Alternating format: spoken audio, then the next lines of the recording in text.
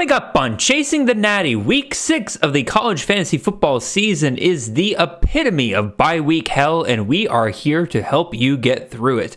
As always, I'll be giving you a couple of players at each of the main positions that I'll be starting, a couple of whom I'll be sitting, and then we'll finish up with some of y'all's fan-submitted start-sit questions. We've got all of that and more coming right after this.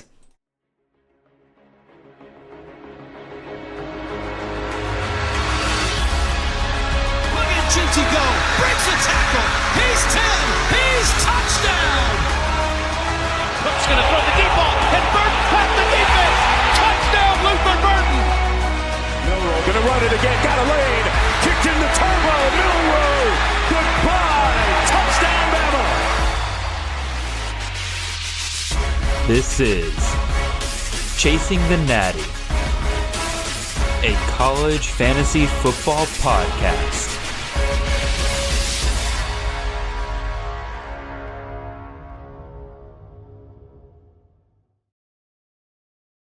All right, welcome in everyone. This is Jared Palmgren, host of the Chasing the Natty podcast. Hope you guys are having a wonderful ride to your work on this Wednesday morning.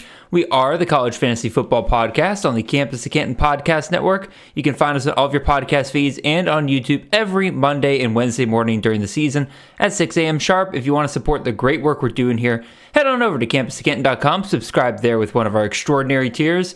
You'll find everything you need for your CFF, Devy, C2C, betting needs, pretty much everything when it comes to the game of college football, whether that's articles, rankings, projections, tools. We've got all of that and so much more.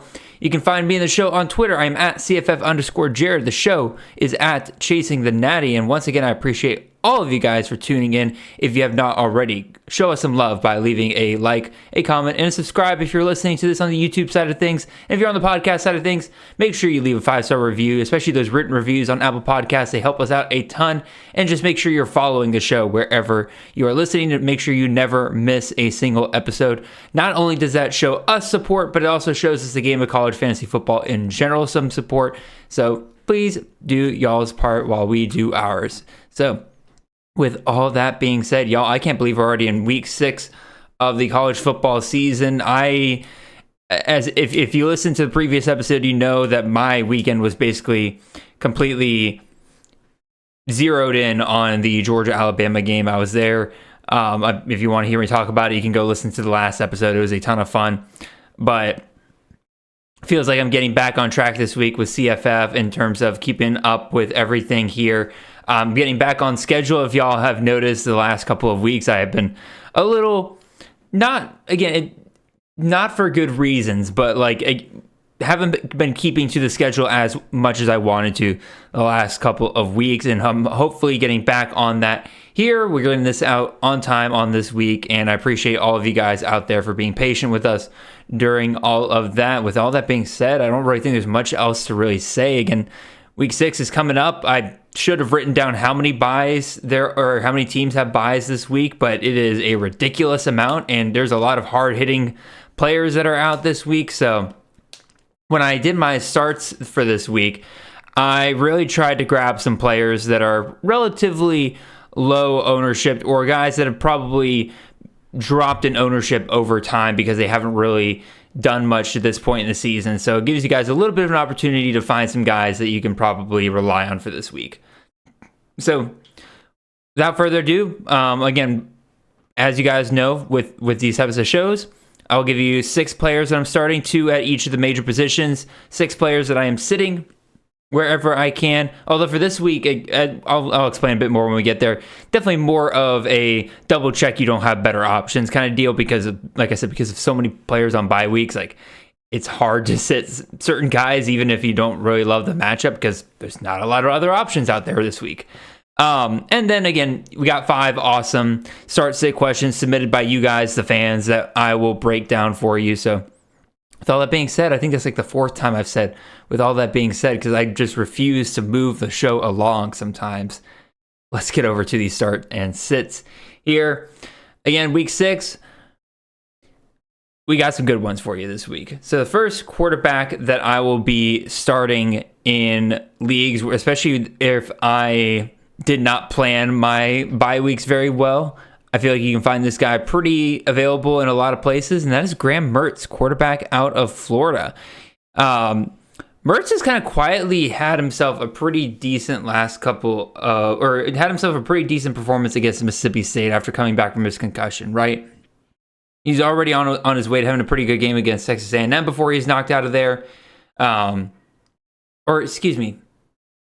Completely wrong.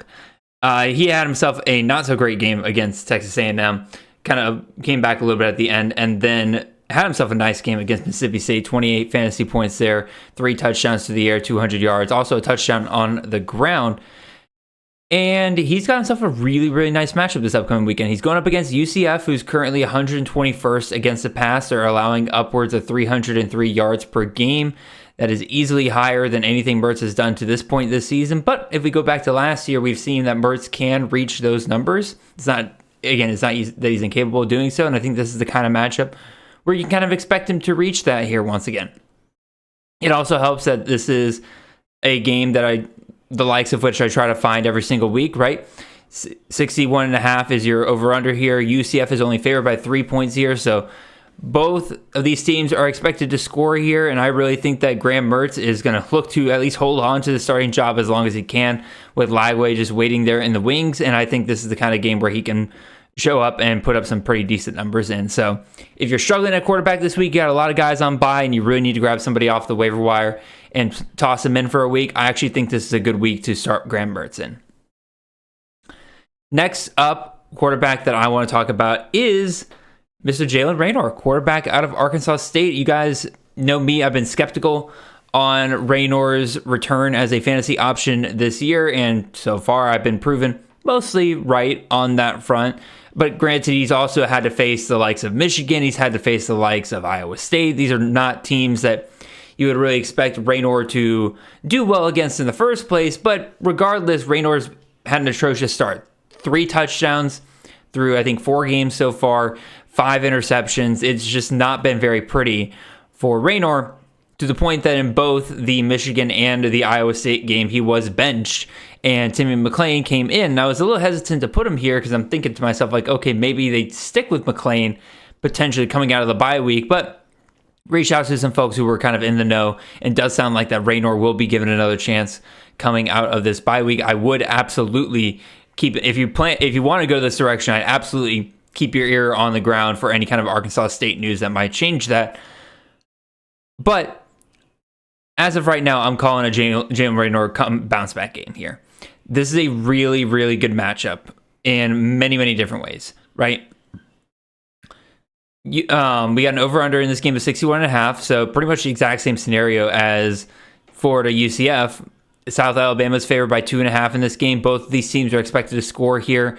And the best part about this, South Alabama ranks dead last in the country when it comes to their passing defense with 336 yards allowed per game.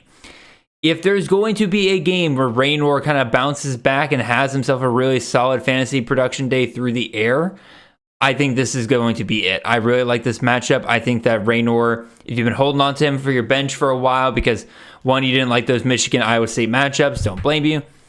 This is the kind of game that I think you're going to be looking at it and saying, this is why I drafted Raynor in the first place. And so I like Raynor a lot this week.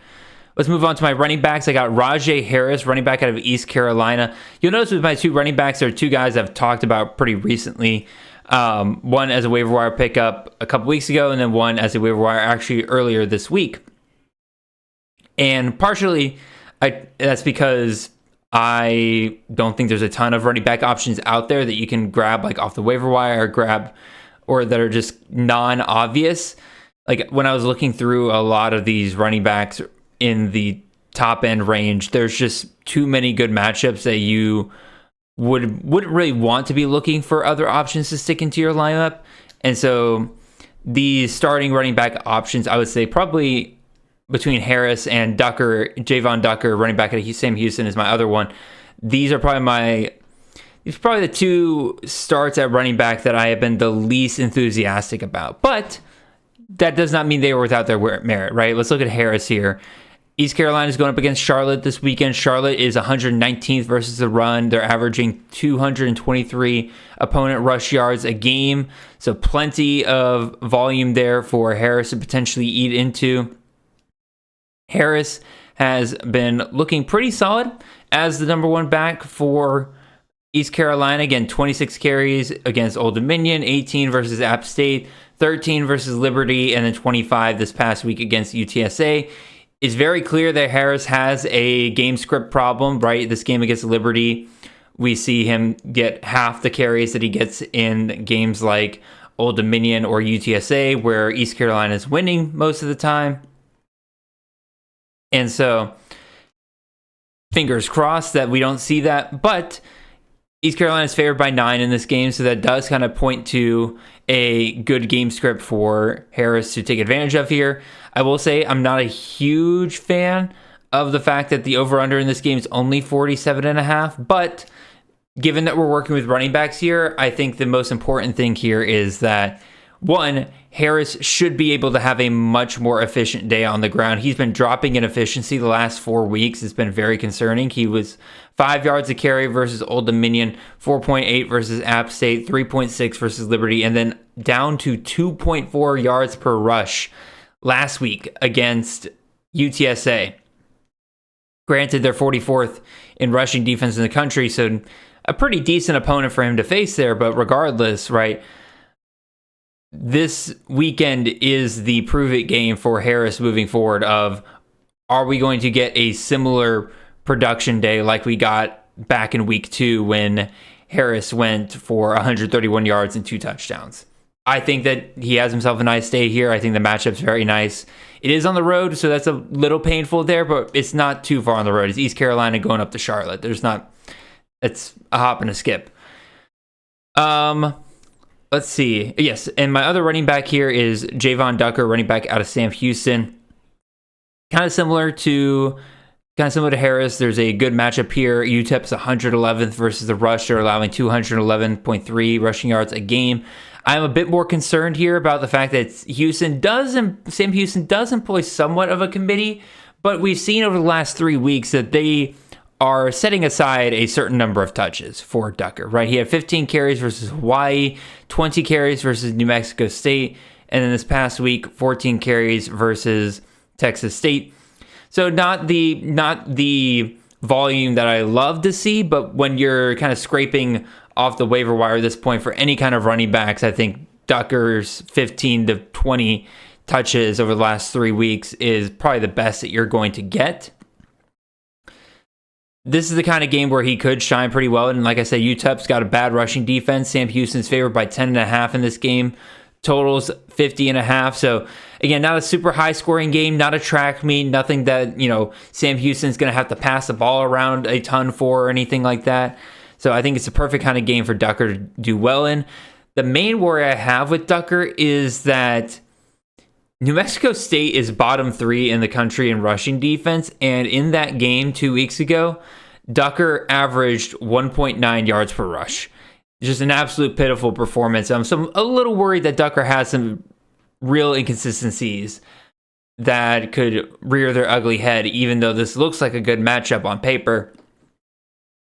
Regardless, if you're struggling at running back, I would make Ducker and Harris both priorities to grab off the waiver wire or off your bench and put them into your starting lineups. Let me look at my wide receivers here. Devin Voisin, wide receiver out of South Alabama, is my first start among my wide receivers, and it really has to do with the fact that, one, as I mentioned before, this game is a really nice game to target for CFF purposes against 61.5. South Alabama favored by 2.5. So both these teams expected to hit the 30s. Potential for a shootout between both of these teams. They both have quarterbacks that have shown that they have shootout potential in the past. But the other thing that I'm really pointing out here is that Jamal Pritchett against LSU last year was put into concussion protocol. Now, it's not unheard of that somebody can come back the very next week and play even though they had a concussion the week before. It's not recommended at all. But even when they do come back in those rare cases, they're not heavily involved. They're not going to run the risk of re-aggravating anything like that. And so I'm basically treating Pritchett as if he is out for this week. And I guess I should put him as a sit, but I'm not, that's not the kind of sits that I really like to talk about. But so that begs the question for me of like, all right, if I think Pritchett's out and I think that this game is going to be a shootout, right, there's going to be a wide receiver that benefits on the Jaguar side of this. And to me, that is Devin Voisin. I kind of went back and forth on whether it would be him or Shamar Sandgren, who's actually got 2 more targets than Voisin on the year. But there are a couple of things in Voisin's favor here. One, Voisin's more efficient. He's averaging 12.2 yards per catch versus Sandgren's got 9.9. We can see that Voisin can kind of fit the Pritchett mold a little bit more in terms of the fact that Voisin can be moved around a bit more than Sandgren. Sandgren's very much locked into the outside position versus Voisin's been on the outside as well, but he's got almost 40% of his snaps coming in the slot as well, which is where Pritchett is, and I wouldn't be surprised if we potentially see Voisin move to the slot there if Pritchett is not on the field this Saturday.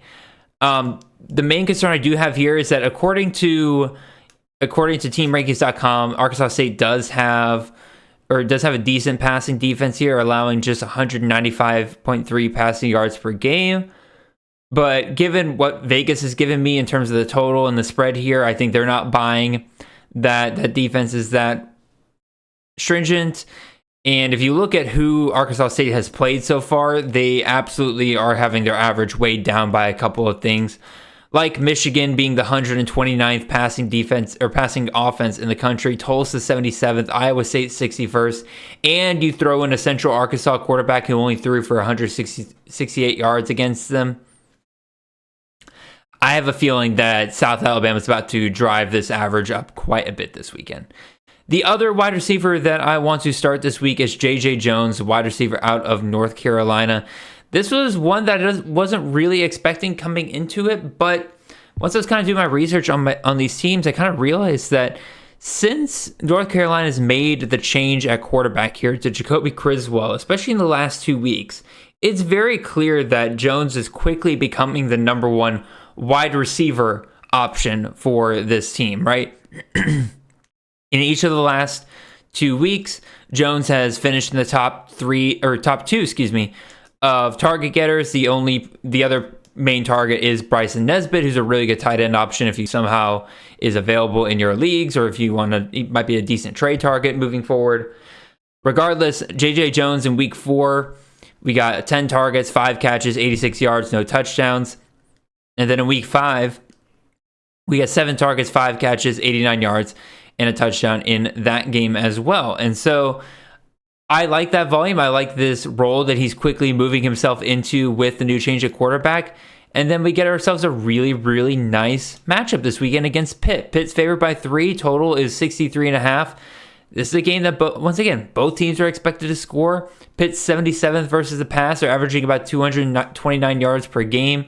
I have a feeling that North Carolina gets over that this weekend. I think J.J. Jones will be a pretty sizable part of it and an excellent grab off of waiver wires right now and plugging into your lineup for just this week. So those are my starts. Just to recap, Graham Mertz, quarterback out of Florida, going up against UCF this weekend. Jalen Raynor, quarterback out of Arkansas State, going up against South Alabama.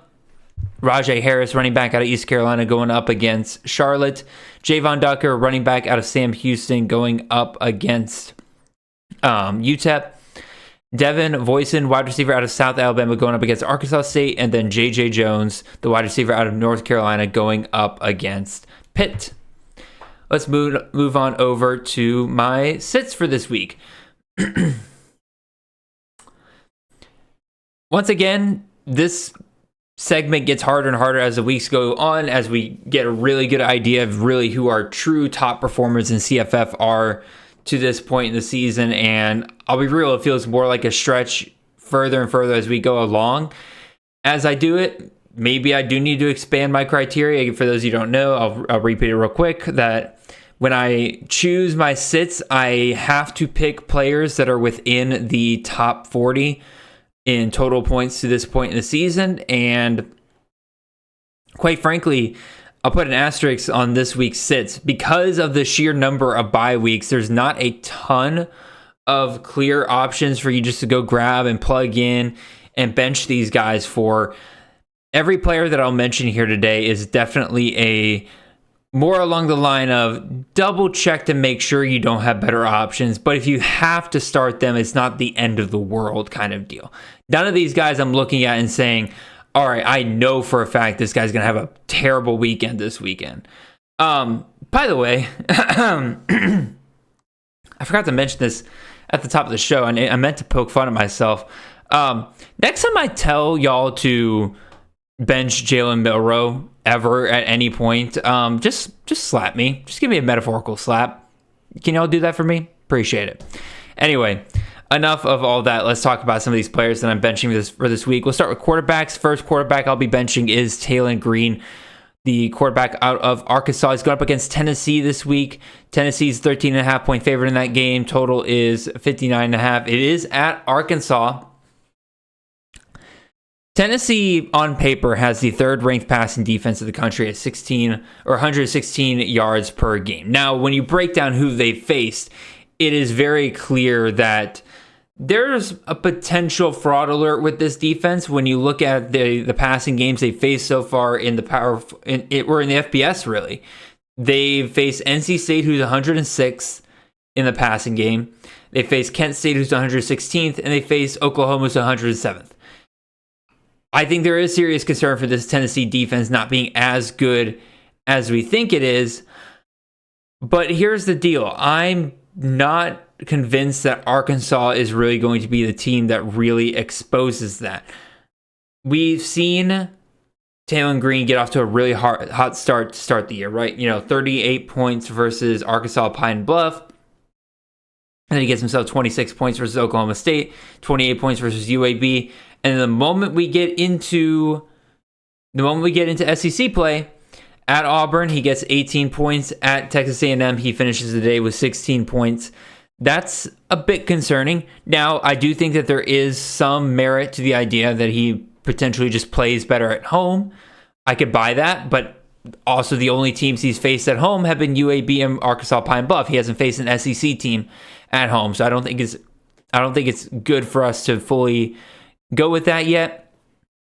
Like I mentioned, if you had to start Taylor Green, I'd be kind of okay with it, but given that Tennessee's defense has shut down everything that's come its way, granted, again, I don't think the offenses they face have been the strongest, but they've done what they're supposed to and just completely shut them down regardless. I don't know if I love the idea of testing that theory this weekend by starting Taylor Green in any league that I have him in. Very much looking for some alternative options if I'm in a league like that. My other quarterback that I want to bench for this week is Mr. Blake Horvath, the quarterback out of Navy. He's going up against Air Force this week. I mean, Horvath's been incredible the last 3 weeks. Again, 39 points, versus Temple. 63 points versus Memphis. 31 points versus UAB this past week. He's just been absolutely on fire. 80 plus rushing yards in each of the last 3 games. A touchdown on the ground in each of the last 3 games. He's just, like I said, he's just been on absolute fire, and it's hard to bench a guy who's going that well. Problem is, this matchup against Air Force is absolutely horrendous for CFF. Total is 34.5 in this game. They're fully expecting neither team to hit above 25 points in this game. Now, I think that if you're looking at Navy having a total of, 24-ish points, if that's kind of what you're expecting, I can fully buy the idea of Horvath in some way, shape, or form getting all 3 of those touchdowns and still having a really nice day. Problem is, this is a matchup in the past that has really put out results that fit underneath that total of 34.5. I mean, shoot. The last 3 scores between these two, between Navy and Air Force, have been 17-6, 13-10, and 23-3. Now, we've had some teams like Air Force in 2020 just completely blow Navy out of the water, 40-7. but we haven't had a real shootout in this. We haven't had a real shootout in this series since 2019 when Navy won 34-25. Again, because of these guys being in triple option offenses going against each other, it's just a recipe for, a slow game. It is a recipe for less possessions. It is a recipe for lack of explosive plays, right? And it's not just between Navy and Air Force you see this. Navy and Army recently has been a very low-scoring series. I mean, 2017, 14-13. 2018, 17-10. 2019, Navy won 31-7. Navy was on fire in 2019, apparently, which they're on fire again this year, so maybe that goes without saying. But 2020, Navy beats Army 15-0. Navy 2021, 17-13. 2022, 20-17. 2013, 17-11. You guys get my point, right? These are low-scoring matchups, and this is not the place where Navy, I think, is going to be able to really rack it up like they have been the last couple of weeks. So, yes, I will be benching Horvath in as many leagues as I possibly can. Again, like I said, I think there's a world where he can still get 3 touchdowns on the day and he has himself a really solid day? Yes, absolutely. There's probably a way where he hits 100 yards rushing again, even in this game, even if he doesn't get the 2 or even if he only gets 2 touchdowns. Like, still pass for him to have a solid day, but in terms of him compared to a lot of the other guys in the top 40, I think he's probably one of the more sittable options. Running back, God, this was hard. Again, so many good matchups for top-end running backs this week that aren't on a bye. And then there were like 4 guys that I was like juggling between to the point where I actually had to ask our CFF Slack and team about like which guys I should go with. Because in addition to the 2 I have here, I was also considering Kyle Manungai and Khalil Mullings just because I don't like their matchups this week. But the 2 guys I will be going with at running back are Brashard Smith, the running back out of SMU, going up against Louisville this weekend, and then Jonah Coleman, running back out of Washington, going up against Michigan this week. So let's start with Smith here. Smith's going up against Louisville this week. They are a decent run defense. They're about, I think, mid to late 30s in terms of their rushing defense. And I bring that up particularly because when you look at Smith's last couple of weeks, it looks great, right? 17 carries, 121 yards or 29 yards and a touchdown versus Florida State. 18 carries, 127 yards and 3 touchdowns versus TCU. Had another touchdown through the air in that game as well. It is, again, he looks like he's on an absolute roll right now until you really start looking at who some of these defenses that he's been playing against. He played against Florida State. They're 83rd versus the rush. TCU's 109th versus the rush. And the last time that Smith faced any team in the top 50 in terms of rushing yards allowed per game was BYU back in week 3. And in that game, he had 14 carries for 75 yards. Still a solid day overall, but no touchdowns. He just didn't have that epic fantasy day that you were really looking for. He goes up against Louisville, easily the best running defense that he has seen so far this year. And I think that there are just better options out there than for you to rely on Mr. Smith once again. The other running back I want to throw out there is Mr. Jonah Coleman.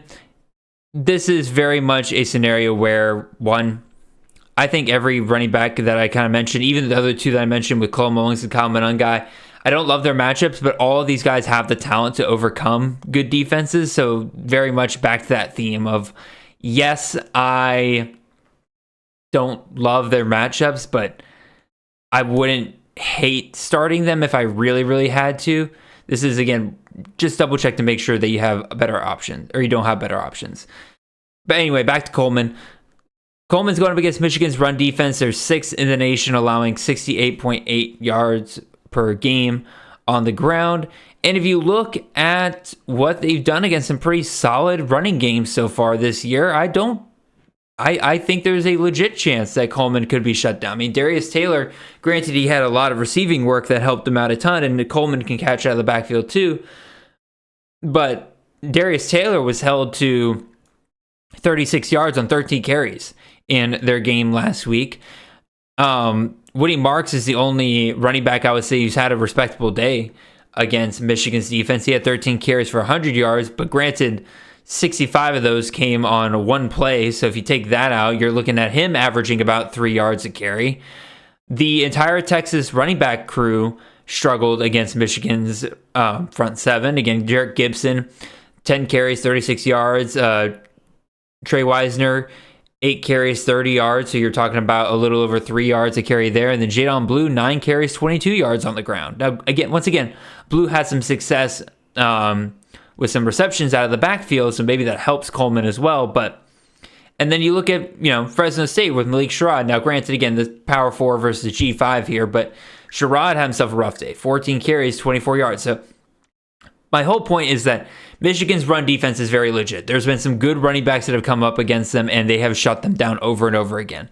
And I think Coleman is absolutely susceptible to having a really, really bad weekend this weekend. So if I were you, I would go and check out to make sure I don't have any better options than Coleman on my lineups. So lastly, let's check out these wide receivers. Camden Benjamin, wide receiver out of Tulsa, is my first guy here. He's going up against Army this week. Army is 33rd versus wide receivers. The total in this game is actually pretty decent for an Army game, 50.5, but Army's favored by 11. And whenever I see a triple option team favored in a game, I get very concerned for the other side, because if Army's favored in this game, that means Vegas expects some success from their triple option attack, and that means some long drives and very limited possessions for Tulsa. In addition, Benjamin has just really been falling off really since the start of the season. Against Northwestern State, again, 21 fantasy points, 22 fantasy points the next week against Arkansas State. Then he falls down to 13.7, and then he's barely gotten above 10 in each of the last 2 weeks, and it just hasn't been there. Now, granted, he just hasn't found the end zone as well, but that's a very real possibility again in this Army game, that Tulsa struggles to get down the field to find him opportunities to bring in touchdowns. So with all that being said, that's why I am benching Benjamin as much as I can, trying to find some better options out there.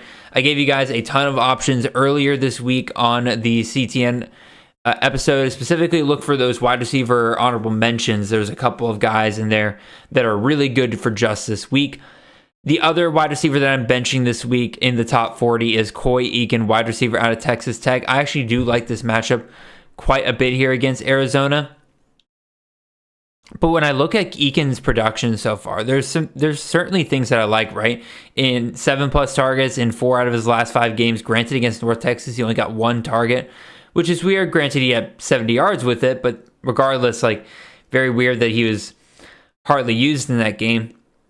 But the thing that's kind of concerning for me is that his catch percentage at 47.2% is very concerning.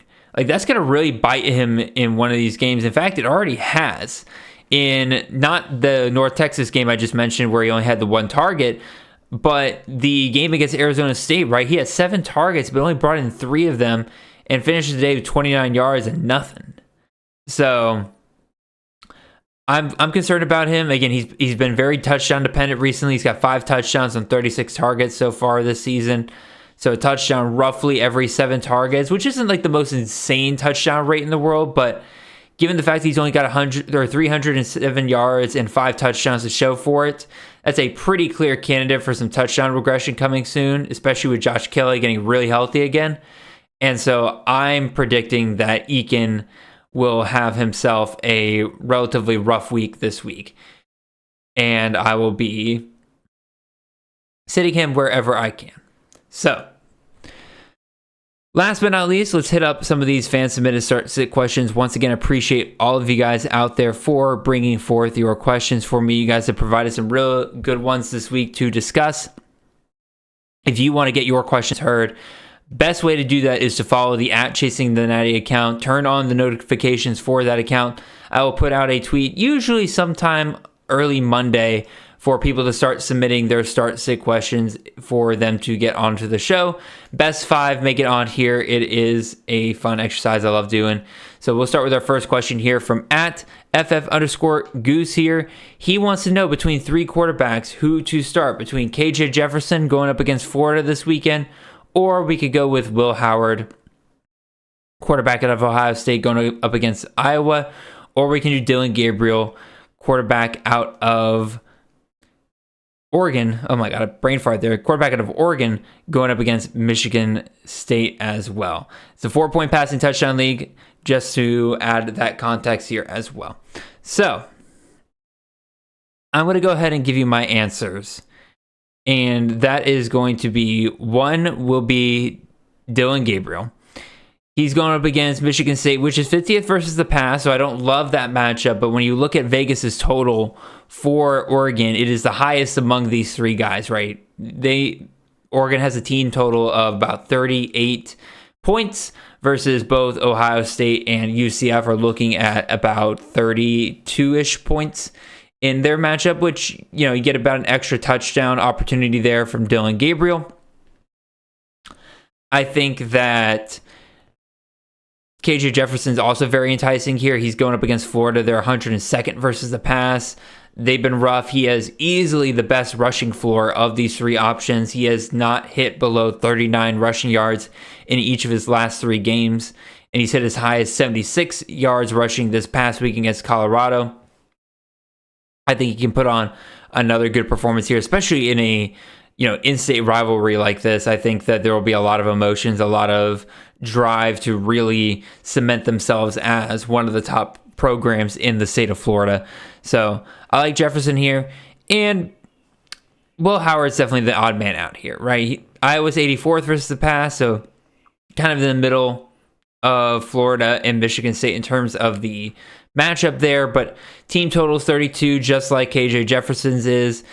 Howard, though, of these 2 guys, definitely has the lowest rushing floor, which is wild to say considering what he was able to do last year at Kansas State. But that's the Ryan Day effect going on right there, right? He had 20 rushing yards this past week, and that's the most he's had all season. And so, granted, it seems like he's able to fall into the end zone at least once a game, which is obviously nice to have. But we do know Iowa's defense is pretty solid. And there's a potential for that game to be much lower scoring than Vegas is currently giving it credit for. So, Goose, I'm going to start both KJ Jefferson and Dylan Gabriel, and I will be sitting Mr. Will Howard. So let me put my tokens back and let us move on to our second question. This one comes to us from Mr. Benjamin Jacob at SickEveryone2027 on Twitter. He is asking us in a 1 point PPR league to pick 1 running back among these 3. We got Kalel Mullings going up against Washington, Henry Parrish, running back out of Ole Miss, going up against South Carolina, or we can go with Phil Maffa, the running back out of Clemson, going up against Florida State. So we'll start with Mullings. I already kind of mentioned this earlier that I don't love the Washington matchup. Washington's actually favored in this game. Not by much, right? Like 2.5, 3 points, depending on where the book you're looking at is. So it's not like it's expected to be a blowout or anything. But that still could spell some trouble for Mullings, especially if Michigan does end up having to play from behind. Washington is also 34th in rushing defense, and based on conversations we had with Nick Even Allen earlier, this is not a mirage. Like, Washington's defense, despite all they lost last year, is actually looking really, really solid and even comparable to their defense last year. And so, definitely a little worried there. I'll move over to Phil Maffa next. Florida State, like I mentioned earlier, they're pretty solid, or they're pretty susceptible against the run. They're 83rd in rushing defense, allowing about 165.8 yards per game.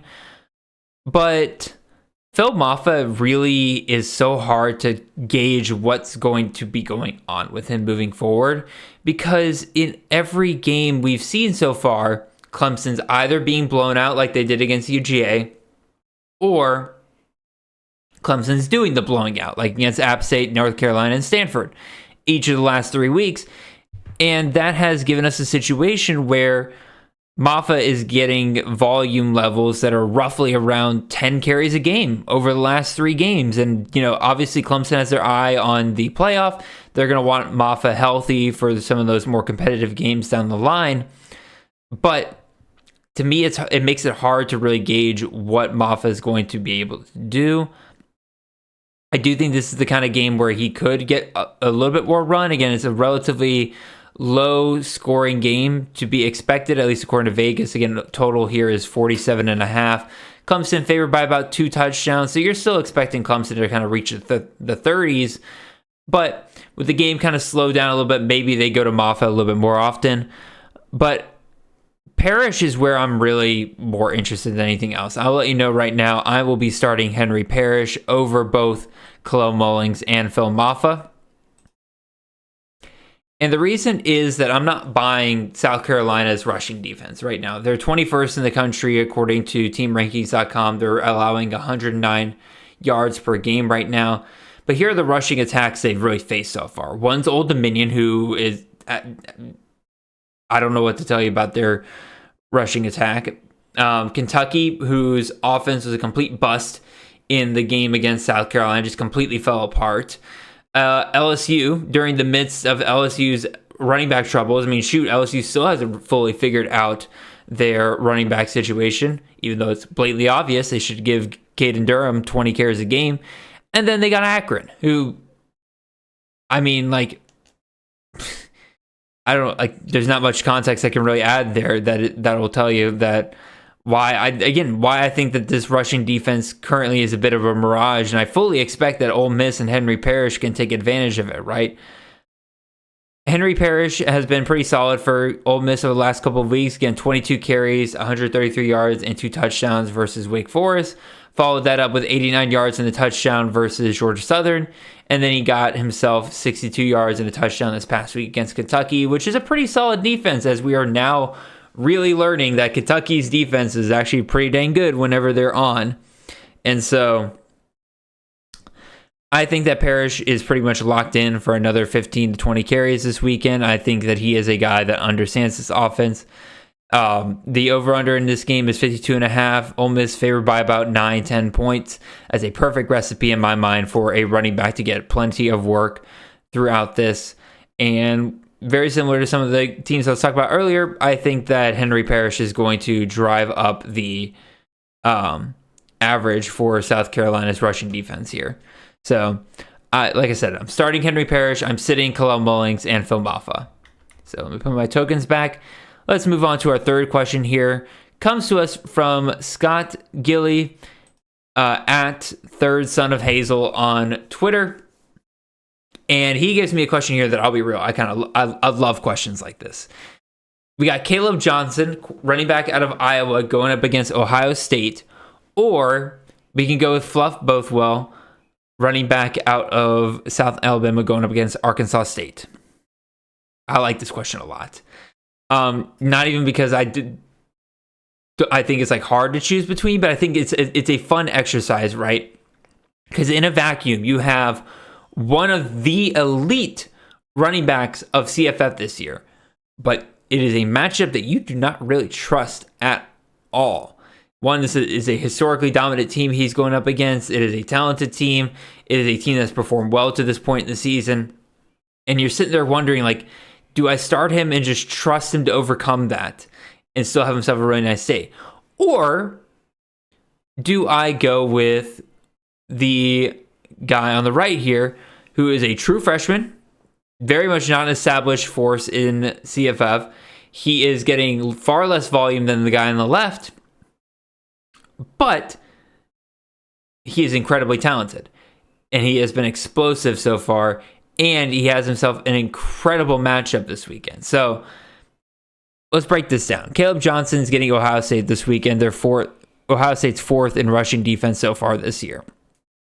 Fluff Bothwell is going up against South Alabama. They're going up against Arkansas State, who is 123rd in rushing defense. So you got a really talented, explosive back going up against a bad defense, but he does not have the volume that the likes of Caleb Johnson does. Caleb Johnson has been locked in for 20 plus touches every single week for Iowa each of the last couple of weeks versus Bothwell is definitely still competing with the likes of Kentrell Bullock. Very much more of a dice roll. I'm personally in the camp of gotta trust your elite guys. I'm trusting Caleb Johnson here, even against Ohio State. I do think this will probably be the worst performance that Caleb Johnson gets at this point in the season. But I think you have to kind of go with the safe floor, continue riding guys like Caleb Johnson. So I'm going to go with Caleb Johnson. I love the matchup for Fluff Bothwell. I think if you had to go that direction, he's a good guy to pick up in certain places. I would love to see this be the first weekend where he does get 20 plus touches, but for right now, I got to rely on the volume, got to rely on the guy that's been giving me 30 plus points each of the last 3 weeks. So let's move our guys back here and move on to our fourth question. And if y'all don't mind, I'm going to take myself a sip real quick.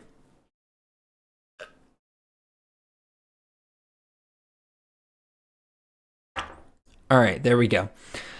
This one comes to us from HockeyFan at HockeyFan8178 on Twitter. Half PPR format. We got Jordan Moore, the wide receiver out of Duke, going up against Georgia Tech, or we can go with Malachi Fields, the wide receiver out of Virginia, going up against Boston College. A couple of ACC wide receivers here. And Hockey, I don't know if you knew this when you sent it to me, but these two and this weekend are pretty much as even as you get. I will not lie. This is difficult to choose between. Now, Moore has one more game than Fields, so some of his stats are slightly inflated. We do get a little bit more of a sample size with Moore. But when you look at their matchups, Georgia Tech is 99th versus the pass. That's who Moore's going up against. Boston College is 92nd versus the pass. So you can't use that really as a tiebreaker between the two. I initially thought to myself, like, okay, maybe target share. To give you an idea how close this is, Moore on his team with the Blue Devils has a 28.7 target share. Fields has a 28.6 on Virginia. So you can't really use that as a differentiator. I do think that there is some differentiation to be had maybe with team totals because Virginia has a higher team total compared to Duke. Virginia's team total is 26.75 versus Duke's is 23.75. So there's some difference there, but I think it's not really enough to fully blow this out of the water in terms of, got to go with Fields then because, they can score 3 more points. Not exactly the most convincing argument in the world. So for me, I legitimately do believe this is just a true coin flip. But the thing I'm kind of coming back to is the fact that I look at these guys' game-by-game stats. And Jordan Moore has hit 10-plus targets in 4 of his 5 games so far this year. Now, granted, the one game he didn't was only 2 targets where he got 1 reception for 34 yards and a touchdown. That was a really weird game. I'm going to continue relying on that consistent volume there, and I'll be going with Duke or Jordan Moore out of Duke for you hockey fans. So that's who I would pick among these two. So last but not least, let's head over to our last question from Santi at CFC147 on Twitter. He is asking us in a half PPR format to pick one wide receiver between Cade McDonald, wide receiver out of Miami of Ohio, going up against Toledo this weekend, or we can go with Junior Vandeross, the wide receiver out of Toledo, going up against Miami of Ohio, or we can go with Joey Hobart, the wide receiver out of Texas State, going up against Troy this weekend. So To me, the first person out here is clearly Vandeross, mostly due to matchup. Right, he's going up against Miami of Ohio, who's 27th in the country versus the pass so far. Now that can change. We're still a little early in the season, but in terms of a tiebreaker, that's a pretty big red flag in terms of his ability to produce. He is averaging less targets per game compared to Hobart and McDonald, and so For those two reasons, I'm putting Van der Ross on the outside, and he also has major competition with Juan Newton. So I'm keeping him out. And then that leaves Hobart and McDonald, right? McDonald's going up against Toledo this weekend. They're 107th versus the pass. He's averaging 8.5 targets per game, and his target share is 27.2%. Hobart loses out on quite a few of these. The targets per game is relatively the same, so that helps out Hobart there. But he's going up against Troy, which granted, I think it's a little difficult to gauge just how good Troy's defense actually is. But as of right now, numerically, they do have the 20th pass defense in the country versus, again, McDonald going up against Toledo's 107th. In addition, Hobart absolutely has to share the ball a little bit more. His target share is at 22.9% versus McDonald's up to 27.2%. I've been disappointed with Donald the last couple of weeks. Again, he started off the season super hot, 9+ targets in each of his games, 105+ yards. And then the last 2 weeks, again, 52 yards versus Notre Dame. Okay, fine. That makes sense. A lot of G5 players wouldn't do as hot against Notre Dame. To me, the more inexcusable one is absolutely his 6 targets, 4 catches, 36 yards, and no touchdowns versus UMass. That's concerning. I'm thinking there's a bounce back week this week. I think that Miami of Ohio is going to be able to take advantage of this Toledo secondary, and McDonald will be a huge part of it. So I will be starting McDonald and sitting Joey Hobart, especially with Joey Hobart just being in the midst of a Texas State team that I think there's still a lot to kind of figure out there in terms of, one, how good they're going to be, but also, two, who their go-to guys are going to be at different spots. So,